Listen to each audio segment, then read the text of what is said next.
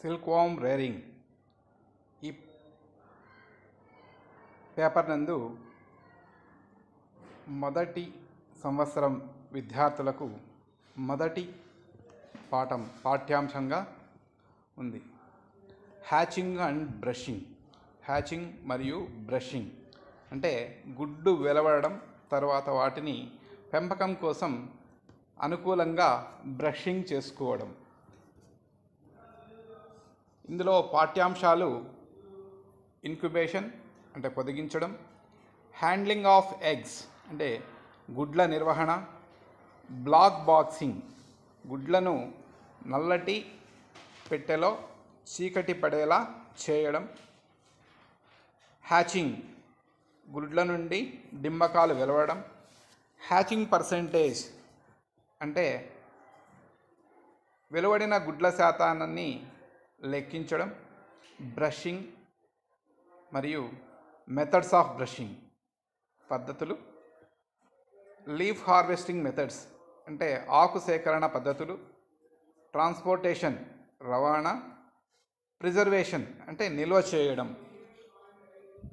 ఈ అంశాలను మీరు ఈ పాఠ్యాంశంలో తెలుసుకుంటారు. ఇంట్రడక్షన్, పరిచయం. నగదు పంటగా సెరికల్చర్ యొక్క విజయం అంటే పట్టు పరిశ్రమ చివరి అంశంలో గూళ్ళను ఉత్పత్తి చేసి వాటిని అమ్మకంలో ఉంచి వాటి నుండి రైతు ధనార్జన చేయడమే విజయం. జీవశక్తి అంటే గుడ్లలో ప్రాణం ఉండడం మరియు రైతులకు సరఫరా చేసిన పట్టుపురుగు విత్తనం అంటే గుడ్లు వ్యాధిరహితమై ఉండాలి. పట్టుపురుగు యొక్క జీవన విధానం మరియు సెరికల్చర్ యొక్క విజయం అనున్నది DFL అంటే డిసీజ్ ఫ్రీ లేయింగ్ అంటే వ్యాధిరహితంపై ఆధారపడి ఉంటుంది. పట్టుపురుగులు వాటి ఆహార మొక్కల అయిన మల్బరీ ఆకులను తిని పెరుగుతాయి మరియు ప్యూపాగా రూపవిక్రయం చెంది ముందు కకూన్ అని పిలువబడే వాటి చుట్టూ ఒక రక్షణ కవచం అల్లుకుంటుంది. పట్టుపురుగులు మల్బరీ ఆకును పంట ద్వారా పెంచే సంరక్షణ ప్రక్రియనే పట్టుపురుగుల పెంపకం అందురు. పెంపకం యొక్క విజయం అంటే కకూన్ పండించిన నాణ్యత మరియు పరిమాణం దాని రాబడి నుండి లెక్కగట్టబడుతుంది. అందువల్ల పట్టుపురుగు యొక్క విభిన్న అంశాలను అర్థం చేసుకోవడం చాలా ముఖ్యం.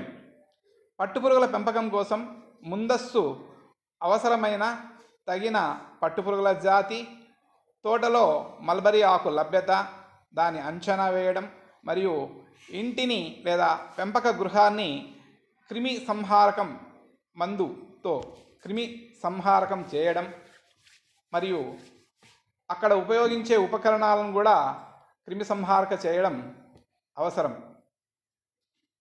పట్టుపురుగు గుడ్లు ప్రధానంగా 2 రకాలు అనగా నిద్రాణ స్థితి అంటే డయాఫాస్ మరియు నాన్ డయాఫాస్ అంటే నిద్రాణ స్థితి లేని గుడ్లు, సుప్తావస్థ చెందే గుడ్లు, సుప్తావస్థ చెందని గుడ్లు అని 2 రకాలు. గుడ్ల ప్రాసెసింగ్ అను విషయం డయాఫాసింగ్లో ఉన్నాయా లేదా అనే విషయంపై ఆధారపడి ఉంటుంది. పట్టుపురుగు గుడ్లు వివిధ రకాలు. అవి వోల్టినిజం ఆధారంగా వర్గీకరించబడ్డాయి. అనగా జనక తరాల సంఖ్య అంటే ఒక సంవత్సరానికి ఒకసారి జీవిత చక్రాన్ని పూర్తి చేసుకునే యూనివోల్టైన్లు, సాధారణ పరిస్థితిలో సంవత్సరంలో 2 సార్లు జీవిత చక్రాన్ని పూర్తి చేసినట్టయితే వాటిని బైవోల్టైన్లు అని, మరియు బైవోల్టైన్ గుడ్లను కృత్రిమంగా పొదిగేటప్పుడు అవసరమైనప్పుడు తయారు చేసుకోవచ్చు. కృత్రిమ హ్యాచింగ్ పద్ధతిలో పట్టుపురుగు గుడ్లకు లోబడి ఆమ్ల చికిత్స లేదా కృత్రిమ శీతల నిల్వ చేయడం అంటే కోల్డ్ స్టోరేజ్ వల్ల గుడ్లన్నీ ఒకేసారి అంటే ఏకరీతిగా అంటే ఒకేసారి వెలువడడం హ్యాచింగ్ సాధించినప్పటికీ పొందేటప్పుడు కావలసిన రోజు గుడ్లు నిర్దిష్ట పరిధికి బహిర్గతం చేయడం, పర్యావరణ పరిస్థితుల వల్ల దీనిని సాధించవచ్చు. గుడ్లు పొదిగే తేదీ పట్టుపురుగుల పెంపకంలో ముఖ్యమైన విధి. కకూన్ పంటను దాణా అంటే ఆహారం ద్వారా పెంచే ప్రక్రియ మరియు పట్టుపురుగును చూసుకోవడాన్ని పెంపకం అంటారు. మల్బరీ మరియు ఎర్రీ పట్టుపురుగులను ఇంటి లోపల పెంచుతారు. అయితే ఇతర పట్టుపురుగులైన టస్సార్ మరియు మూగాను ఆయా ఆహార మొక్కలపైన బహిర్గతంగా పెంచడం జరుగుతుంది. సాధారణంగా అన్ని పట్టుపురుగుల రకాలు గుడ్డు, లార్వా మరియు ప్యూపా దశల గుండా వెళుతాయి. కకూన్ మరియు ప్రౌఢ అంటే మాత్లు. కకూన్ అనే రక్షత కవచం లోపల ఉంటుంది. ప్రౌఢ అంటే ఆడ చిమ్మట అంటే స్త్రీ మాత్ మగ చిమ్మటతో అంటే పురుష మాత్తో జత కట్టించి మరియు వాటి జీవిత చక్రం కొనసాగించడానికి గుడ్లు పెడుతుంది. పట్టుపురుగు పెంపకానికి సంరక్షణ మరియు నైపుణ్యం అవసరం. ఎందుకంటే వివిధ పెంపక కార్యకలాపాలు చాలా ముఖ్యమైనవి. ఇవి చివరికి కకూన్ నాణ్యతను మరియు దిగుబడిని ప్రభావితం చేస్తాయి. కొత్తగా పొదిగిన డింబకాలను బ్రషింగ్తో పట్టుపురుగుల పెంపకం ప్రారంభమవుతుంది. పట్టుపురుగులు వివిధ రకాల వ్యాధులకు గురి అవుతాయి మరియు పర్యావరణ హెచ్చుతగ్గులను తట్టుకోలేవు. పెంపక గది పట్టుపురుగుల యొక్క పెరుగుదలకు ఆటంకం కలిగించకుండా ఉండడానికి సిద్ధం చేయాలి. ఇందుకు గాను చాకీ పెంపకం ట్రేలు, ఈక, పారాఫిన్ కాగితం, చాపింగ్ బోర్డు మరియు చాపింగ్ నైఫ్ అంటే కత్తి, మ్యాట్స్ పెంపకం కోసం సిద్ధంగా ఉంచాలి. పట్టుపురుగు డిఎఫ్ఎల్ఎస్ యొక్క కావలసిన జాతి అంటే వ్యాధి రహితమైనవి నుండి సేకరించబడతాయి. గుడ్లను చీమలు, ఎలుకల నుండి రక్షించాలి. వాటిని సరిగా పొదిగించి తర్వాత నీలిరంగు గుడ్డు దశ వద్ద నల్ల పెట్టెలో ఉంచాలి. బ్రషింగ్ ప్రక్రియ మరియు పాల్గొనే పద్ధతులు ఈ యూనిట్లందు వివరించబడినాయి.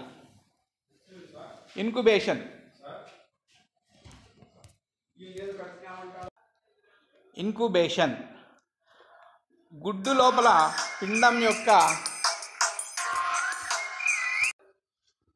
ఇన్క్యుబేషన్ అంటే పొదిగించుట అనే అర్థం. గుడ్డు లోపల పిండం యొక్క అభివృద్ధి దాని ఫలదీకరణ సమయం తర్వాత మొదలవుతుంది. కాన వాటిని ఆ సమయం నుండి జాగ్రత్తగా చూసుకోవాలి. రవాణా కాలాలతో సహా గుడ్లు బాగా ఉండాలి.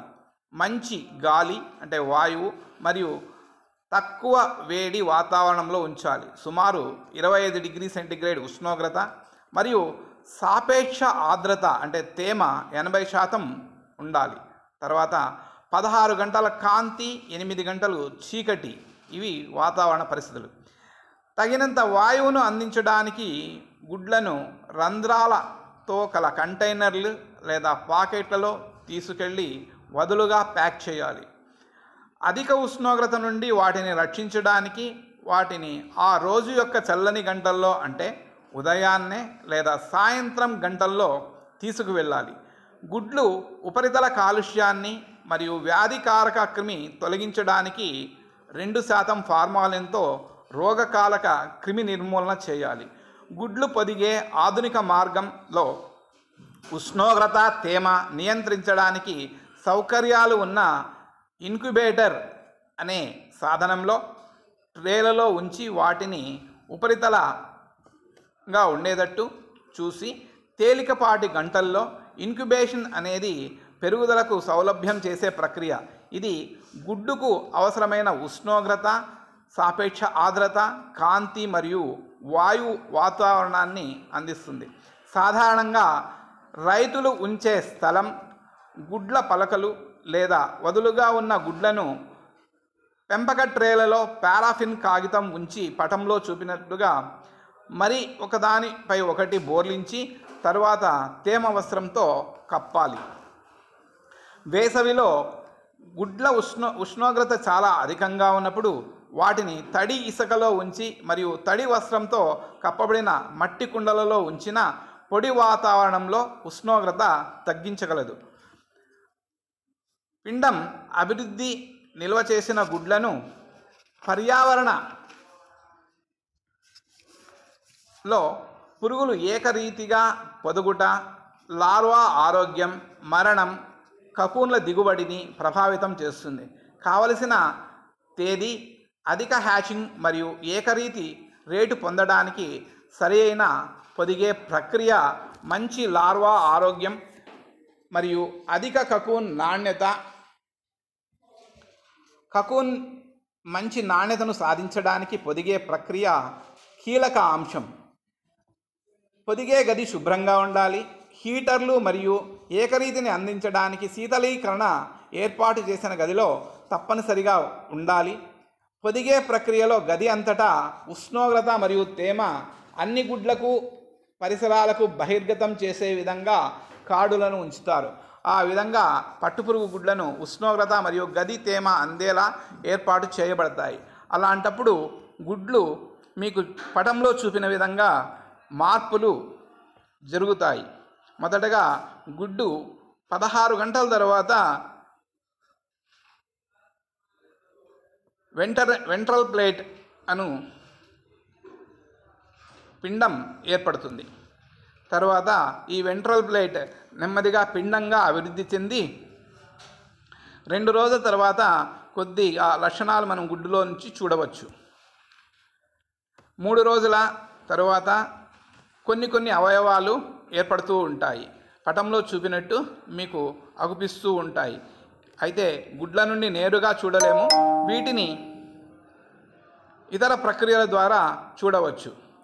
తరువాత 4 రోజుల తర్వాత మరియు 5 రోజుల తర్వాత పటంలో చూపిన విధంగా ఇన్వల్యూషన్ మరియు బ్లాస్టోకైనసిస్ అనే ఎంబ్రియో డెవలప్మెంట్ మనకి అగుపిస్తుంది.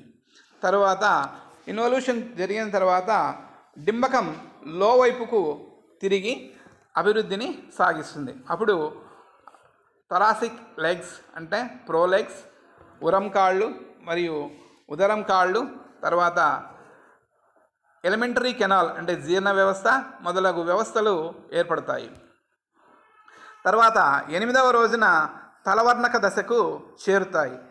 ఈ తలవర్ణక దశను మనం గుడ్డుపై నుండే నల్లగా కంటి చుక్కలాగా కనిపిస్తుంది. దీన్ని తలవర్ణక దశ లేదా పిన్ హెడ్ స్టేజ్ అని వ్యవహరిస్తారు. తర్వాతి రోజు గుడ్డులో డింబకమంతా కూడా అభివృద్ధి చెంది నలుపు రంగు కలర్ను లేదా రంగును ఏర్పరచుకుంటుంది. ఈ దినంని మనం గుడ్లు పొదగడానికి 24 గంటల ముందుగా చూడవచ్చు. దీన్నే బ్లూ ఎగ్ స్టేజ్ అని వ్యవహరించడం జరుగుతుంది. తర్వాతి రోజు గుడ్ల నుండి డింబకాలు వెలువడతాయి. మీరు ఇప్పుడు చూస్తున్న ఛాయాచిత్రం గుడ్లలో లోపల ఉన్న డింబకాలను కొన్ని ప్రత్యేకమైన పరీక్షల ద్వారా మైక్రోస్కోప్లోన చూపెట్టడం అనేది జరుగుతూ ఉంది. తర్వాత 10వ రోజు మనం పటంలో చూపిన విధంగా గుడ్లు బహిర్గతం అవుతాయి. అధిక ఉష్ణోగ్రత అయితే గుడ్లు ముందుగా పొదుగుతాయి. ఫలితంగా గుడ్లు పెద్ద సంఖ్యలో చనిపోతాయి లేదా బలహీనంగా పొదుగుతాయి. మరియు చాలా గుడ్లు క్రమంగా హ్యాచింగ్ కావకుండా ఉండడాన్ని గమనించవచ్చు. తేమ కూడా కీలక పాత్ర పోషిస్తుంది. పొదిగే గుడ్లకు వాంఛనీయ తేమ లేకపోవడం కొన్నిసార్లు అవి సరిగా పొదగవు. అధిక తేమ పురుగులకు వ్యాధులను సులభంగా గురి చేస్తుంది. పొదిగే సమయంలో కాంతి తీవ్రత పీడనం పెరుగుదలను వేగవంతం చేస్తుంది మరియు హ్యాచింగ్ ఉత్తేజపరచడం వలన నాణ్యత కలిగిన కకూన్ల పంట సాధ్యమవుతుంది. ప్రతిరోజు పట్టుపురుగు గుడ్లను 16 గంటలు వెలుతురులోను 8 గంటలు చీకట్లోనూ ఉంచవలను. అందువలన 30 నుండి 40% గుడ్లు నీలిరంగు గుడ్లకు దశకు చేరుతాయి. ఈ పరిస్థితుల్లో గుడ్లను మరింత ఏకరీతిగా హ్యాచింగ్ కోసం చీకటి లేదా నల్ల పెట్టెలో ఉంచబడతాయి. ఇంక్యుబేషన్ గదిని సరిగా వెంటిలేట్ చేయాలి లేదా ఏరేటెడ్ చేయాలి. నియంత్రిత ఉష్ణోగ్రత, తేమ, కాంతి, వెంటిలేషన్ మొదలగునవి పట్టుపురుగు గుడ్ల జీవక్రియ చర్యల రేటు, ఉత్పత్తి అయ్యే విషవాయువులు, మంచి వెంటిలేషన్ వలన, గాలి యొక్క ప్రేరణ వలన, ప్రసరణ వలన నష్టం కలగదు. ఒకవేళ ఏదైనా ఊహించని కారణం వల్ల హ్యాచింగ్ తేదీలను పొదిగేదానికి ప్రారంభమైన తర్వాత ఆలస్యం చేసినట్లయితే పరిమిత కాలం మేరకు చేయవచ్చు. పొదిగిన 2 లేదా 3వ రోజున 5 డిగ్రీ సెంటీగ్రేడ్ వద్ద కోల్డ్ స్టోరింగ్ అంటే గుడ్లను శీతల నిల్వ చేసిన 3 నుంచి 5 రోజులు ఆలస్యం చేయవచ్చు. ఇది ఒక సలహా. ఒకవేళ ఆవశ్యకత ఉంటే తప్ప హ్యాచింగ్ వాయిదా వేయకూడదు.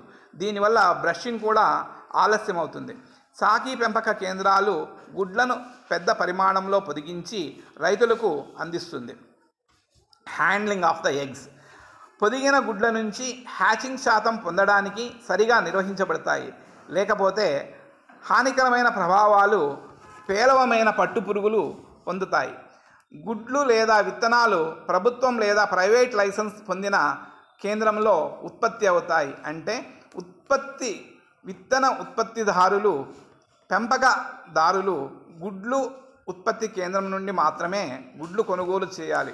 అందువల్ల గుడ్లు ఆరోగ్యకరమైన మరియు ఏకరీతి అభివృద్ధిని నిర్ధారించడానికి గుడ్లను సరిగా రవాణా చేయవలసిన అవసరం ఉంది.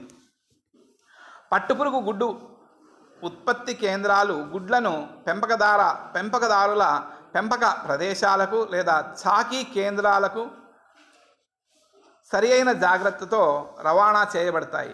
గుడ్ల నిర్వహణ ఈ క్రింది తెలిపిన విధముగా చేయవలసి ఉంటుంది. గుడ్లను ఉదయం లేదా సాయంత్రం చల్లని వేళల్లో పెంపక గృహానికి తరలించాలి. గుడ్ల కాగితాలను ఒక రంధ్రాలు కల సంచిలో వదులుగా బాగా గాలి తగిలే విధంగా ఉంచాలి. అందువల్ల వాటికి బాగా ఆక్సిజన్ లభించి పిండం యొక్క ఆరోగ్యకరమైన అభివృద్ధిని ప్రభావితం జరిగి చక్కగా ఎదుగుతాయి. ఒకవేళ గుడ్లు వాటిని రంధ్రాల కల పెట్టెలో ఉంచుకొని రవాణా చేయాలి. ఎటువంటి పరిస్థితుల్లో కూడా ఎక్కువ వేడి ఉన్న సమయంలో రవాణా చేయరాదు. పిండం అభివృద్ధి చెందడానికి వాంఛనీయ ఉష్ణోగ్రత మరియు తేమ అవసరం. ఉష్ణోగ్రత వాంఛనీయత కన్నా ఎక్కువ అంటే 28 డిగ్రీ సెంటీగ్రేడ్ పైన ఉన్నట్టయితే గుడ్లు చనిపోయే ప్రమాదము అధికంగా ఉంటాయి. తర్వాత చనిపోయిన గుడ్లకు కూడా కారణమవుతాయి. ఒకవేళ చాకీ పురుగులను కోఆపరేటివ్ చాకీ రేరింగ్ సెంటర్ నుండి రవాణా చేయాలన్నా వాటికి తగినంత ఉష్ణోగ్రత, తేమ పరిస్థితులు కల్పించి రవాణా చేయాలి. పట్టుపురుగు గుడ్లలో జీవం ఉన్న పిండం అభివృద్ధి చెందుతూ ఉంటుంది కాబట్టి గుడ్లకు బాగా గాలి అందాలి. అందువల్ల ఆక్సిజన్ అంది చనిపోకుండా ఉంటాయి. ఒకవేళ వాటికి సరియైన ఉష్ణోగ్రత, తేమ లభించని పక్షంలో వాటి యొక్క జీవ రసాయన క్రియలు సరిగా జరగక అవి చనిపోయే ప్రమాదం ఉంటుంది. కాన ఉష్ణోగ్రత 25 డిగ్రీ సెంటీగ్రేడ్, తేమ 80% ఉండేలా నిర్వహించిన అన్ని గుడ్లు ఒకే రకంగా అభివృద్ధి చెంది 10 రోజుల తర్వాత ఏకకాలంలో లేదా ఒకే కాలంలో హ్యాచింగ్ అంటే పొదుగుతాయి. Black boxing. పట్టుపురుగుల మాత్రలను సంపర్కం తర్వాత వాటిని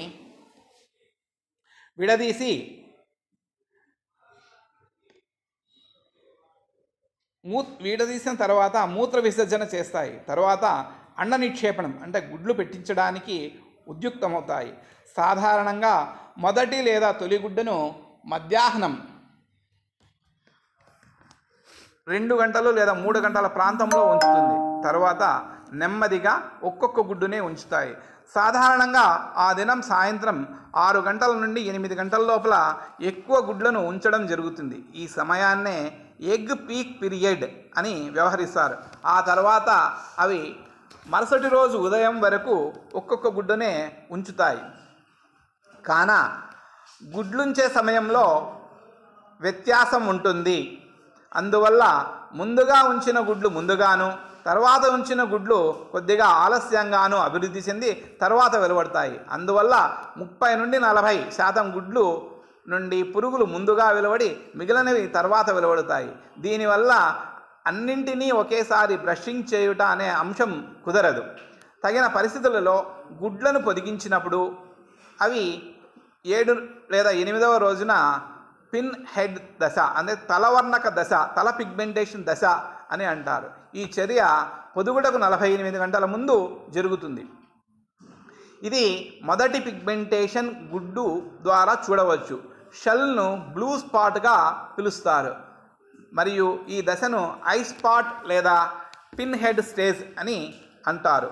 మరుసటి రోజు శరీర వర్ణద్రవ్యాల అభివృద్ధి కారణంగా పిండం మొత్తం నల్లగా లేదా నీలిగా మారుతుంది మరియు నీలం నలుపు రంగు ద్వారా కనిపిస్తుంది. గుడ్ల షెల్ నుండి దీనిని బ్లూ ఎగ్ స్టేజ్ అని పిలుస్తారు. పట్టుపురుగు గుడ్డు పొదుగుటపై కాంతి తీవ్ర ప్రభావాన్ని చూపుతుంది. గుడ్డు పొదుగుటకు ముందు 1 రోజు లేదా 2 రోజులు మొత్తం గదిని చీకటి లేదా బ్లాక్ బాక్సింగ్ చేయాలి. దీనినే బ్లాక్ బాక్సింగ్ అని అందరు. అందువల్ల అదే రోజు అన్ని గుడ్లను పొదుగుటలో సమకాలీకరణం తీసుకొని రాగలము. ఇందుకు గాను బ్లాక్ పేపర్ పద్ధతి వంటి భిన్న పద్ధతులు ఉన్నాయి. నల్ల వస్త్ర పద్ధతి మరియు నల్ల చెక్క పెట్ట పద్ధతి. నలుపు పిగ్మెంటేషన్ దశ తర్వాత 48 నుండి 72 గంటల వ్యవధి వరకు బ్లాక్ బాక్సింగ్ చేయాలి. ఫోటోట్రోపిక్ అంటే వెలుతురుకు ప్రతిస్పందించుట, ఉద్దీపనకు ప్రతిస్పందనగా గుడ్లు పొదుగుతాయి. ఈ పద్ధతిని అనుకూలంగా ఉంటుంది. 95% పైగా గుడ్ల నుండి డింబకాలు పొదిగి బయటికి వెలువడతాయి. ఈ విధంగా ప్రారంభ ప్రక్వ పిండాలు హ్యాచింగ్ నుండి నిరోధింపబడి మరియు ఆలస్యంగా పరిపక్వం కాని పిండాలకు సమయం ఇవ్వబడుతుంది. ప్రారంభ పరిపక్వతతో అభివృద్ధి చెంది కలుసుకుంటాయి. హ్యాచింగ్ గుడ్లు పెట్టడం తర్వాత గుడ్లు పిన్ హెడ్ స్టేజ్ తర్వాత 2 రోజులు అనగా గుడ్లుంచిన 10వ రోజున పొదుగుతాయి. దీనినే హ్యాచింగ్ అందరు. ఆ రోజు ఉదయాన్నే బ్లాక్ బాక్సింగ్ లేదా డార్క్ కవర్ నుండి బయటకు తీసి విస్తరించిన కాంతికి గురి చేసిన హ్యాచింగ్ ప్రక్రియ మరియు సుమారు 2-3 గంటల సమయంలో దాదాపు అన్ని గుడ్లు పొదుగుతాయి. పట్టుపురుగు గుడ్లు వదులుగా లేదా గుడ్ల కాడులపైన లభిస్తాయి. అభివృద్ధి చెందిన లార్వా గుడ్ల షెల్ నుండి విచ్ఛిన్నం చేసి బయటకు వస్తాయి మరియు ఈ ప్రక్రియనే హ్యాచింగ్ అని పిలుస్తారు. కొత్తగా పొదిగిన లార్వా నలుపు వెంట్రుకలతో మరియు చిన్న చీమల వలె కనిపిస్తాయి కాబట్టి వీటిని చీమలు లేదా కెగోలు అని పిలుస్తారు. 95% పైగా హ్యాచింగ్ మొదటి రోజు ఉదయం చల్లని గంటల్లో పూర్తవుతుంది. కొత్తగా అంటే అప్పుడే వెలువడిన తాజాగా ఉద్భవించిన లార్వాలను సాధారణంగా బ్రషింగ్ చేయాలి, ఆలస్యం చేయకూడదు. లార్వాలను ఉదయాన్నే బ్రషింగ్ చేయడం మంచిది. ఒకవేళ హ్యాచింగ్ ఏకరీతిగా కాకపోతే అప్పుడు ఆ లార్వాలను హ్యాచింగ్ సక్రమంగా లేనప్పుడు మరుసటి రోజుకు వాయిదా వేస్తారు. బ్రషింగ్ను మరుసటి రోజుకు వాయిదా వేస్తారు. కానీ అలా ముందుగా వెలువడిన వాటిని 5 డిగ్రీ సెంటీగ్రేడ్ కింద రెఫ్రిజిరేషన్లో ఉంచబడతాయి. మరుసటి రోజు రెఫ్రిజిరేటర్ నుంచి ఆ పురుగులను తీసి తర్వాత బయటకు వెలువడిన లార్వాలతో కలిపి బ్రషింగ్ చేస్తారు. అవసరమైతే డింబకాలను 7 నుండి 10 రోజులు రెఫ్రిజిరేషన్ వద్ద కూడా భద్రపరచవచ్చు. తర్వాత కూడా బ్రష్ చేయవచ్చు. హ్యాచింగ్ పర్సెంటేజ్ పొదిగిన గుడ్లు మరియు మొత్తం గుడ్ల సంఖ్య మధ్య నిష్పత్తి వేయడమే హ్యాచింగ్ శాతం అంటారు. పొదిగిన గుడ్లు సారవంతం కానీ లేదా చనిపోయిన గుడ్లు కానీ సంఖ్య శాతాన్ని లెక్కించడాన్ని ఒక్కటొక్కటిగా లెక్కించబడుతుంది.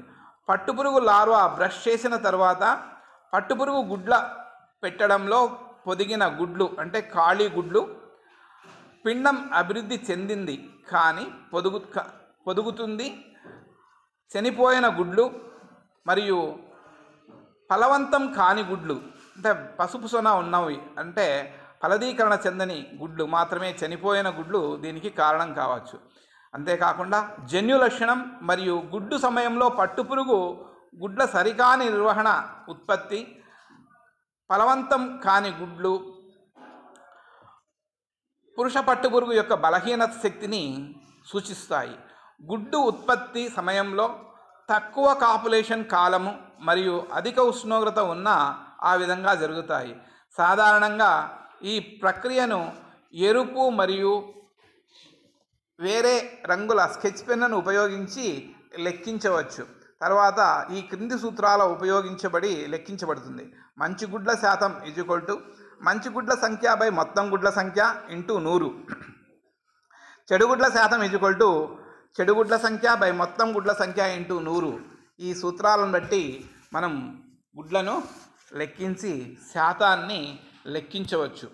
బ్రషింగ్ కొత్తగా జన్మించిన అంటే అప్పుడే వెలువడిన లార్వాలను పెంపకం చేయడానికి పెంపకం ట్రేకు బదిలీ చేసే ప్రక్రియనే బ్రషింగ్ అంటారు. పెంపకం ట్రే లేదా పెంపకం మంచాన్ని 4x3 ట్రేలో 50 DFLస్ను బ్రష్ చేసినప్పుడు మొదటి మౌల్ట్ వరకు లేదా 25 DFLస్కి బ్రష్ చేసినప్పుడు రెండవ దశ వరకు గుడ్ల షీట్ నుండి లేదా గుడ్ల కిగోలు చీమలను షెల్ నుండి వేరు చేసే బదిలీ చేసే ప్రక్రియనే బ్రషింగ్ అంటారు.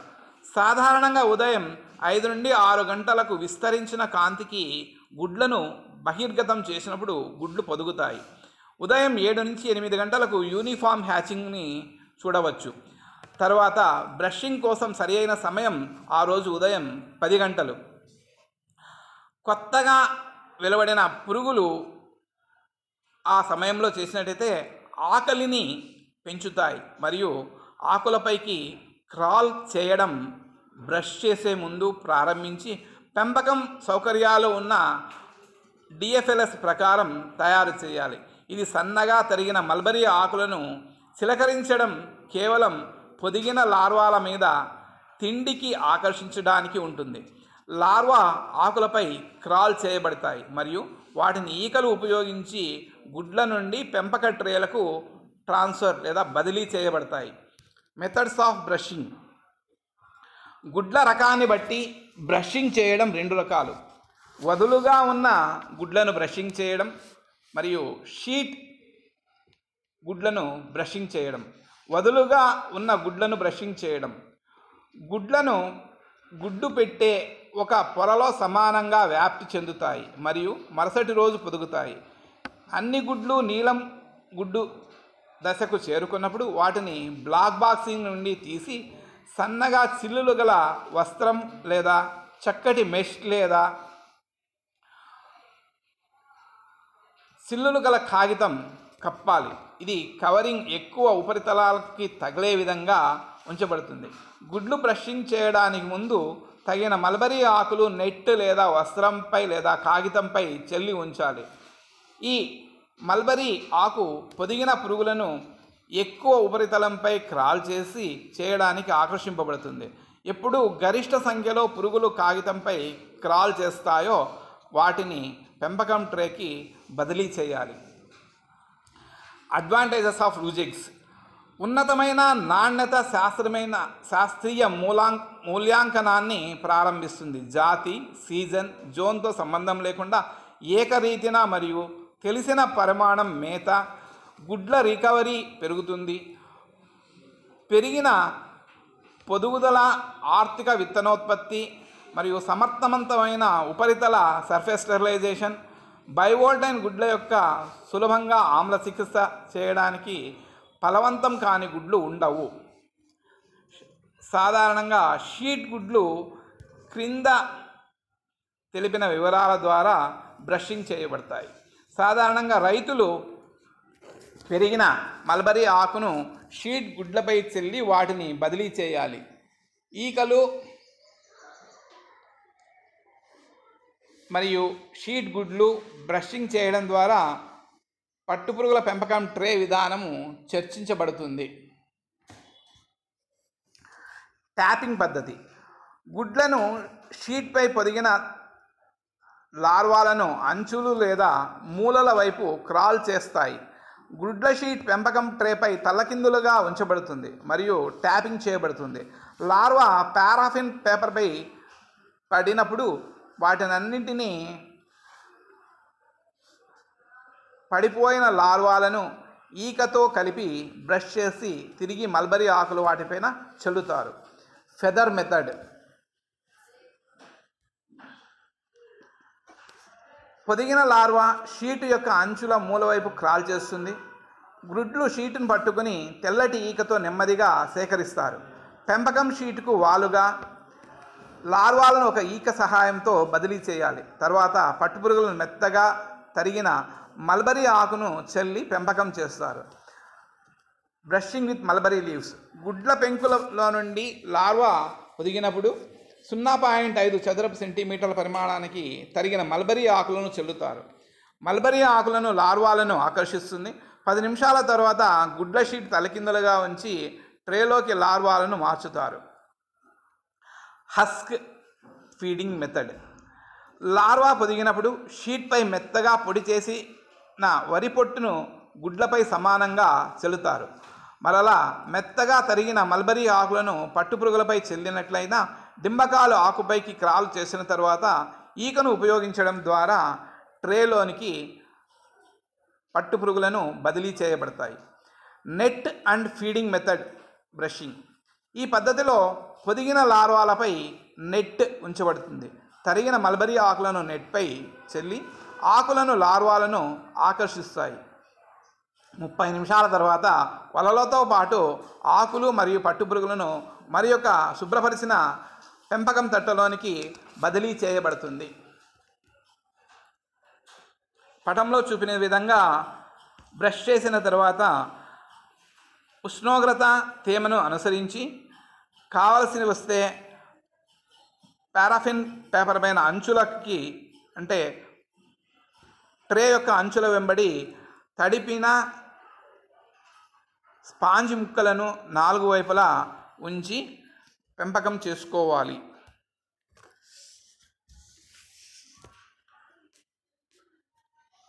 మీకు చూపబడుతున్న చిత్రం 50 DFLS బ్రషింగ్ చేసినది. అందులో ఈక మరియు చాప్ స్టిక్స్ అంచున ఉంచబడినవి మీరు గమనించవచ్చు.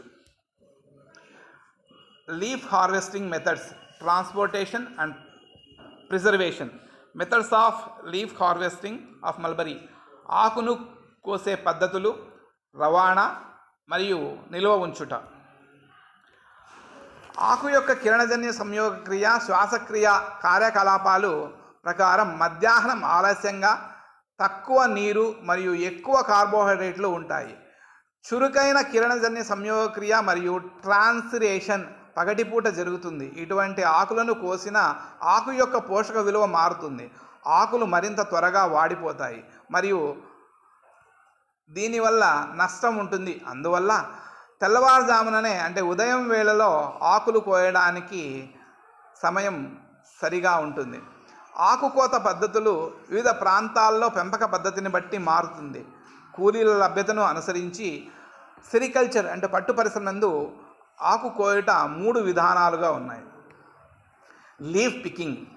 ఆకులు ఒక్కటొక్కటిగా పీట్యోల్తో సహా ప్రధాన కాండం నుండి కోస్తారు. అదే సమయంలో టెర్మినల్ మొగ్గలు అంటే పైన ఉన్న శిఖరాగ్ర మొగ్గలను తుంచివేయడం జరుగుతుంది. పార్శ్వ రెమ్మలు వేగంగా అభివృద్ధి చెందుతాయి మరియు తగినంత ఆకులు ఉంటాయి. ఈ పద్ధతిలో యొక్క ప్రధాన ప్రయోజనం ఏమిటంటే ఆకులు లార్వా యొక్క వృద్ధి దశకు అనుగుణంగా ఎంపిక చేయబడుతుంది. లేత ఆకులు చాకీ దశకు మరియు ఎదిగిన ఆకులు పరిపక్వ దశకు మేతగా వేయడం జరుగుతుంది. ముఖ్యమైన ప్రతికూలతలు దీనికి ఎక్కువగా కూలీలు అవసరం మరియు ఆకులు త్వరగా మరింతగా వాడిపోతాయి. Branch cutting. ఈ పద్ధతిని బచ్చీ వ్యవస్థ అని పిలుస్తారు. ఈ పద్ధతి భారతదేశంలో కాశ్మీర్ మరియు పశ్చిమ బెంగాల్లో మరియు కర్ణాటకలోని కొన్ని ప్రాంతాల్లో కూడా అభ్యసిస్తారు. ఈ పద్ధతిలో మొత్తం శాఖను కోయడం, 3వ మౌల్ట్ తరువాత నేరుగా పురుగులకు తిండికి ఉపయోగిస్తారు అంటే మేతగా ఉపయోగిస్తారు. ఈ పద్ధతి శ్రమ అంటే కూలీ ఆదా చేస్తుంది. ఆకు పెంపకం మరియు దాణ అంటే మేత అనంతరం మంచం శుభ్రపరచడంలో కూడా ఆపరేషన్ మొత్తం కాలం ఇంటి పెంపక యొక్క పరిశుభ్రమైన స్థితిని నిర్వహించడం సులభం. శాఖలు ఎక్కువ కాలం నాణ్యతను కలిగి ఉంటాయి. Whole shoot harvesting. ఈ పద్ధతిలో 4వ మౌల్ట్ తరువాత లార్వాకు రెమ్మలను దిగువ కత్తిరింపు మరియు పంట యొక్క మొత్తం షూట్ను ఆహారంగా ఇవ్వడం ద్వారా శాఖల నేల స్థాయికి కత్తిరించడం ఉంటుంది.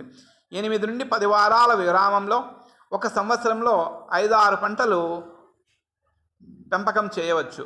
నేల స్థాయి రెమ్మలను కత్తిరించినట్లు పండిస్తారు మరియు మొలకెత్తిన రెమ్మలు తరువాతి ఏడాదికి వాటి నాటికి ఏకరీతిన పరిపక్వతను చేరుకుంటాయి. ఈ పద్ధతి ఏడాది పొడవునా పంటలు పండించే ప్రాంతాల్లో, ఉష్ణోగ్రత కరెక్ట్గా ఉన్న ప్రాంతాల్లో మాత్రమే సాధ్యమవుతుంది. బట్షీ method. Transportation and preservation of leaves. ఇతర జంతువుల మాదిరిగా పట్టుపురుగులు తినడానికి మరియు నిర్ధారించడానికి తాజా మల్బరీ ఆకులు కూడా ఇష్టపడుతుంది. నాణ్యమైన ఫీడ్, పంట మరియు రవాణా సరిగా ప్లాన్ చేయడం అవసరం. అవసరానికి అనుగుణంగా ఆకులు సేకరించడానికి జాగ్రత్తలు తీసుకోవాలి. ఆకులు తక్కువ వ్యవధిలో రవాణా చేయబడాలి. ఆకులను గోనె వస్త్రంలో కప్పబడిన వెదురు బుట్టలు మరియు కట్టల రెమ్మలను లోనికి రవాణా చేయాలి. మల్బరీ ఆకును చల్లగా ఉన్న సమయంలో రవాణా చేయవలసి ఉంటుంది. ట్రాక్టర్ లేదా హెడ్లోడ్ ద్వారా 30 నిమిషాల కన్నా తక్కువ సమయంలోపు రవాణా చేయాలి. తాజా మల్బరీ ఆకులలో చాలా పిండి పదార్థాలు కలిగి ఉంటాయి. తేమను పెంచడానికి తడి గోనె సంచి వస్త్రంతో కప్పాలి. దీనివల్ల కోత నుండి మల్బరీ ఆకులను తినే కాలం సంరక్షించబడుతుంది. సాధారణంగా పట్టుపురుగుకు రోజుకు 2 మేతలు ఇస్తారు మరియు పట్టుపురుగులను తాజా ఆకులను తింటాయి మరియు ఆకు నిలువలు జీవ రసాయన కార్యకలాపాల కారణంగా నిల్వ కాలంలో దాని జీవ రసాయన చర్యలు మార్చబడతాయి. ఇది చాలా వేగంగా కనిపించే మార్పు. నీటి నికరం నష్టం ఉండి రుచికరమైనదిగా ఉండదు. ఇది జరుగుతుండగా నీటి నష్టం ద్వారా ఆకులు వడలిపోయి ఎండిపోతాయి. అవి కూడా ఎక్కువ పోషకమైనవి కావు. నీటి నిల్వ సమయానికి అనులోమానుపాతంలో ఉంటుంది. నిల్వ ప్రారంభంలో పిండి పదార్థాలు చక్కెరలుగా విభజించబడతాయి. దీని పెరుగుదల నష్టానికి దారితీస్తుంది. పట్టుపురుగుల ఆకుల పోషణ విలువ మరియు రుచి, నిల్వ కాలం, ప్రోటీన్లు అమైనో ఆమ్లాలకు విచ్ఛిన్నమవుతాయి మరియు పోషకాలు ఉండవు. ఇది జరుగుతుండగా మొత్తం నత్రజనిలో నికర తగ్గుదల ముడి, బూడిద మరియు ఫైబర్ కంటే ప్రభావితం కాదు. ఆకు నిల్వ సమయంలో ప్రధాన మార్పులు నీటి నష్టం మరియు కార్బోహైడ్రేట్ల విచ్ఛిన్నం ద్వారా పోషక మరియు ప్రోటీన్ల విలువ క్షీణించడం. పండిన ఆకులను, రెమ్మలను శుభ్రంగా భద్రపరచాలి. అధిక తేమ మరియు తక్కువ ఉష్ణోగ్రత ఉన్న గదిలో క్రిమి సంహారక చేయబడిన గదిలోన ఆకులను ఉంచాలి. షాకీ పురుగులను మల్బరీ ఆకు కోసం వెదురు బుట్టల్లో నిల్వ చేయవచ్చు మరియు చివరి వయసు పురుగులకు పెద్ద చెక్కపెట్టెలో నిల్వ చేయడం అవసరం. లేదా వెదురు ఆకులు గదులు అన్నిటిలోనూ ఉంచి నలువైపులా తడి గోనె వస్త్రంతో కప్పబడాలి. ఈ 2 మల్బరీ రెమ్మలను నిలువుగా భద్రపరచాలి. తేమ తగ్గకుండా ఉండడానికి తడి గోనె సంచుతో వస్త్రంతో కప్పబడి ఉండాలి. ఆకులను సన్నని పొరలలో వ్యాప్తి చేసి నిల్వ చేయాలి మరియు గరిష్ట నిల్వతో వాటిని నీటి నిల్వతో కప్పి ఉంచాలి. పట్టుపురుగులకు నాణ్యమైన ఫీడ్ ఉండేలా తడి గోనె వస్త్రంతో 24 గంటలు మించకుండా మనము నిల్వ చేసినట్టయితే పట్టుపురుగులు 2 సార్లు మేత మేయడానికి పటంలో చూపిన విధంగా తీసుకురావడం, రవాణా చేయడం మరియు నిల్వ ఉంచడం అనేది జరుగుతుంది. పై పాఠ్యాంశంలో మీరు ఇన్క్యుబేషన్, దాని యొక్క ప్రాముఖ్యత, బ్లాక్ బాక్సింగ్ మరియు హ్యాచింగ్, బ్రషింగ్, లీఫ్ హార్వెస్టింగ్ మరియు రవాణా, తర్వాత నిల్వ ఉంచడం అనే అంశాలను తెలుసుకోవడం జరిగినది. మీకు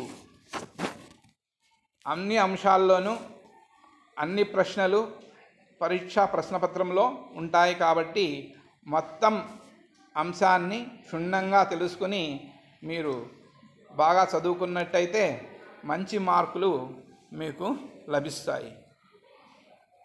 Thank you for listening my listening.